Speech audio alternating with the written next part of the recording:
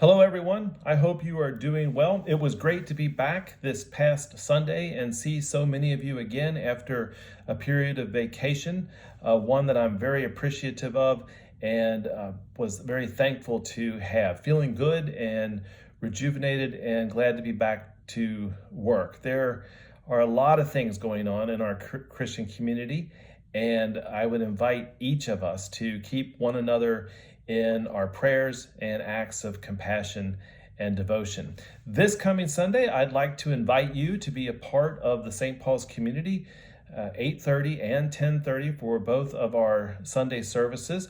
We're going to hear in the first reading from the prophet Elijah. And you think, what in the world does that have to do with anything? Well, actually, a lot more than we really realize. Elijah lived in the 9th century BC. He was a prophet, he was a miracle worker, but also one of the things that he showed all sorts of realistic signs of is something that many of us can relate to, and that is depression.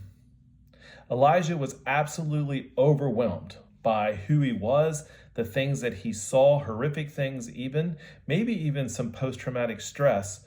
He was absolutely beyond a doubt showing all signs of depression. He had all sorts of fear. He ran away often from his task at hand and the situations that he found himself in. He was afraid, and somewhat for good reason, that his life was going to be taken by others. He felt this great sense of failure, this idea that he was a failure in the eyes of God and by others as a terrible prophet, didn't do his job well, didn't make any kind of difference. He was, thirdly, exhausted. The scriptures report in the reading we're going to hear on Sunday that he eventually falls asleep for a long period of time underneath a juniper tree, isolated, hopeless, and apart from everyone else. And then finally, the telling tale is that he felt this great sense of